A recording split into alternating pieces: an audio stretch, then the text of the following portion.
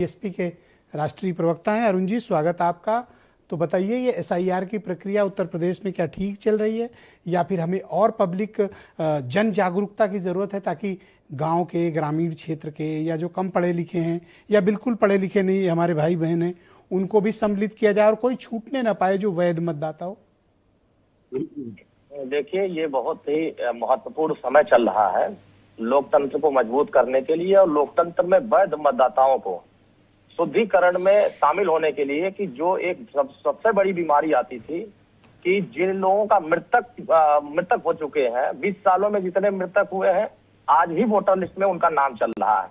जो लोग अपना शहर छोड़ करके दूसरे राज्य में चले गए हैं उनका भी आज भी उसी में चल रहा है। लेकिन अगर ये वैध मतदाताओं को उनका अधिकार देने का अभियान चल रहा है, वोटर लिस्ट शुद्धिकरण का अभियान चल रहा है, तो ये उन मतदाताओं को अपने लोकतंत्र के प्रति सजग कर रहा है, अपने हकों के लिए सजग कर रहा है। तो ये इसमें सभी को सहयोग करने की जरूरत है और जागरूकता फैलाने की जरूरत है। ये बात सही है कि ग्रामीण क्षेत्रों में इस समय खेती किसानी का समय चल रहा है और लोग झोंक करके खेती किसानी में काम कर रहे हैं। जो भी वोटर लिस्ट से संबंधित बीएलए जा रहे हैं गाँव में, तो कुछ लोग मिल रहे हैं, कुछ लोग नहीं मिल रहे हैं। लेकिन ये सही है कि जो पर्ची मिली हुई है वो लगभग कुछ लोगों तक पहुंच चुकी है, कुछ लोगों तक नहीं पहुंची है, लेकिन वो पीछे से जाएगी क्योंकि एक बहुत बड़ा समाज है और इस समाज में हर तरह के लोग हैं। इसमें नेगेटिव लोग हैं, पॉजिटिव लोग हैं। और जिस तरीके से अभी आपने देखा सपा के प्रवक्ता ने चिट्ठी दिखा रहे थे, एक वो अपना फॉर्म भर नहीं पा रहे हैं। आपको याद होगा कि जब विधान परिषद का चुनाव हो रहा था तो ये सरकार चलाने वाले 20 साल वाले फॉर्म नहीं भर पा रहे हैं और 28 वर्ष वाले को विधान परिषद में भेजने की तैयारी कर दे रहे हैं, बाद में खारिज हो जा रहा है। तो इसी तरीके से इनके मतदाता है, इनके वोटर है या इनके कार्यकर्ता है जो एक फॉर्म तक सही से नहीं भर सकते। अच्छा, आपका जो समर्थक वर्ग है या जिन लोगों के बीच आप लोग ट्रेवल करते हैं उनको क्या इनको क्या फीडबैक मिल रहा है और क्या आपके वोटर्स तक सही awareness? IP Singh ji, sir मैं ये वाली डिबेट नहीं करता हूँ, मैं आप सबसे क्षमा चाहता हूँ। कृपया अपनी बारी में बोलें, अपनी बारी में बोलें, इतना संयम होना चाहिए। आईपी सिंह जी, अरे सर कैसी क्या कर रहे हैं सर? पहले पहला राउंड है, आप किसी को बोलने। आईपी सिंह जी प्लीज, आप ऐसा ना करें, आप एक सीनियर प्रवक्ता हैं सर, आपसे ऐसी उम्मीद नहीं है। अरुण जी, आप अपनी बात कंप्लीट करो, मुझे केवल इतना बताओ कि क्या जन जागरूकता अभियान पर्याप्त चल रहा है? आईपी सिंह जी कृपया शांत हो जाएं। आईपी सिंह जी ऐसा ना करें, क्या जन जागरूकता अभियान पर्याप्त है? राजभर जी, इस तरह की सर इस तरह ना बोलें सर, एक सेकंड रुक जाए। आईपी सिंह जी संयम रखिए सर। आईपी सिंह जी देख लो शीशे में, समझ में आ जाएगा। सर आप इस तरह अपमानित कर रहे हो सर एक पिछड़े समाज के प्रवक्ता को सर। आईपी सिंह जी ये शोभा नहीं देता आपको।